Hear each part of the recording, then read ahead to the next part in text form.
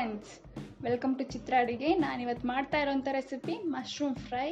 ಅದನ್ನು ಯಾವ ಥರ ಮಾಡೋದು ಅಂತ ನೋಡೋಣ. ಈಗ ನಾನು ಸ್ಟವ್ ಮೇಲೆ ಬಾಣಲಿ ಇಟ್ಕೊಂಡಿದ್ದೀನಿ. ಅದಕ್ಕೆ 4 ಟೀ ಸ್ಪೂನಷ್ಟು ಆಯಿಲ್ ಹಾಕ್ಕೋತಾ ಇದ್ದೀನಿ. ಆಯಿಲ್ ಬಿಸಿ ಆಗಿದೆ. ಅದಕ್ಕೀಗ ಕಟ್ ಮಾಡಿ ಇಟ್ಕೊಂಡಿರೋಂಥ ಗ್ರೀನ್ ಚಿಲ್ಲಿ ಹಾಕ್ಕೋತಾ ಇದ್ದೀನಿ. ಇದನ್ನೊಂದು ಸ್ವಲ್ಪ ಫ್ರೈ ಮಾಡ್ಕೋಬೇಕು. ಈಗ ಇದಕ್ಕೆ ನಾನು ಕಟ್ ಮಾಡಿ ಇಟ್ಕೊಂಡಿರೋಂಥ 2 ಆನಿಯನ್ಸ್ ಹಾಕ್ಕೋತಾ ಇದ್ದೀನಿ. ಆನಿಯನ್ಸ್ ಟ್ರಾನ್ಸ್ಪರೆಂಟ್ ಆಗೋವರೆಗೂ ಫ್ರೈ ಮಾಡ್ಕೋಬೇಕು.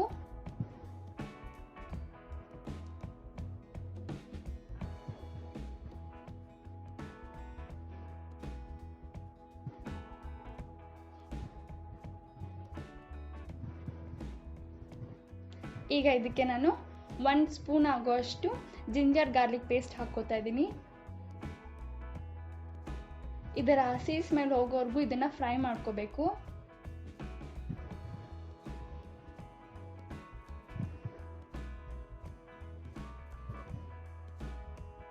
ಈಗ ಇದಕ್ಕೆ ನಾನು ಟೊಮೆಟೊ ಪೇಸ್ಟ್ ಹಾಕ್ಕೋತಾ ಇದ್ದೀನಿ. ನಾನಿಲ್ಲಿ 2 ಟೊಮೆಟೊ ಹಾಕಿ ಪೇಸ್ಟ್ ಮಾಡ್ಕೊಂಡಿದ್ದೀನಿ.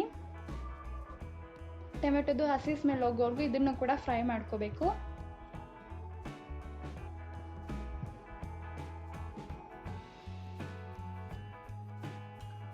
ಈಗ ಇದಕ್ಕೆ ನಾನು ರುಚಿಗೆ ತಕ್ಕಷ್ಟು ಉಪ್ಪು ಹಾಕ್ತಾ ಇದ್ದೀನಿ.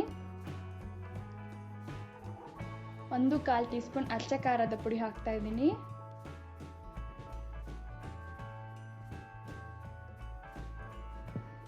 ಒಂದು ಚಿಟಿಕೆ ಆಗುವಷ್ಟು ಅರಿಶಿನ ಪುಡಿ, ಒಂದು ಅರ್ಧ ಟೀ ಸ್ಪೂನಷ್ಟು ಗರಂ ಮಸಾಲ, ಒಂದು ಅರ್ಧ ಟೀ ಸ್ಪೂನಷ್ಟು ಧನಿಯಾ ಪುಡಿ. ಇದಿಷ್ಟನ್ನು ಚೆನ್ನಾಗಿ ಮಿಕ್ಸ್ ಮಾಡ್ಕೊಂಡು ಫ್ರೈ ಮಾಡ್ಕೋಬೇಕು.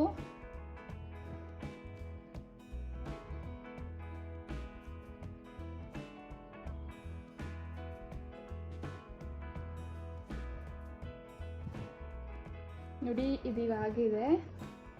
ಇದಕ್ಕೆ ನಾನೀಗ ಕಟ್ ಮಾಡಿ ತೊಳೆದು ಇಟ್ಕೊಂಡಿರೋಂತಹ ಮಶ್ರೂಮ್ ಹಾಕ್ಕೋತಾ ಇದ್ದೀನಿ. ನಾನಿಲ್ಲಿ 200 ಗ್ರಾಮ್ಸ್ ಆಗುವಷ್ಟು ಮಶ್ರೂಮ್ ತೊಗೊಂಡಿದ್ದೀನಿ. ಇದನ್ನು ಚೆನ್ನಾಗಿ ಫ್ರೈ ಮಾಡ್ಕೋಬೇಕು.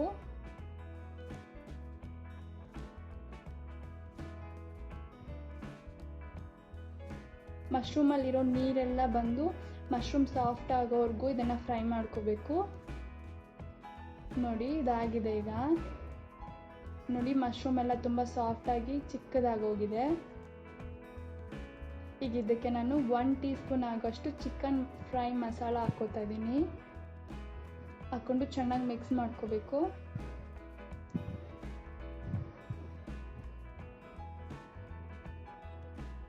ಈಗ ಇದಕ್ಕೆ 130 ml ಅಷ್ಟು ವಾಟರ್ ಹಾಕ್ಕೋತಾ ಇದ್ದೀನಿ.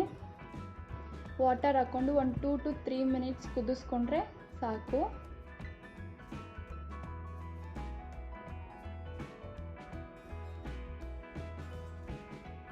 ನೋಡಿ, ಮಶ್ರೂಮ್ ಫ್ರೈ ರೆಡಿ ಆಗಿದೆ. ನಾನೀಗ ಸ್ಟವ್ ಆಫ್ ಮಾಡ್ಕೊಂಡಿದ್ದಕ್ಕೆ ಕೊತ್ತಂಬರಿ ಸೊಪ್ಪು ಹಾಕೋತಾ ಇದ್ದೀನಿ. ಈಗ ನಾನು ಇದನ್ನು ಸರ್ವ್ ಮಾಡ್ಕೊತೀನಿ. ನೋಡಿದ್ರಲ್ಲ ಫ್ರೆಂಡ್ಸ್, ಮಶ್ರೂಮ್ ಫ್ರೈನ ಯಾವ ಥರ ಮಾಡೋದು ಅಂತ. ನಿಮ್ಗೆ ಈ ವಿಡಿಯೋ ಇಷ್ಟ ಆಗಿದ್ರೆ ಲೈಕ್ ಮಾಡಿ, ಶೇರ್ ಮಾಡಿ, ಕಮೆಂಟ್ ಮಾಡಿ, ಆ್ಯಂಡ್ ನನ್ನ ಚಾನಲ್ಗೆ ಸಬ್ಸ್ಕ್ರೈಬ್ ಆಗಿ ನನಗೆ ಸಪೋರ್ಟ್ ಮಾಡಿ. Thank you for watching.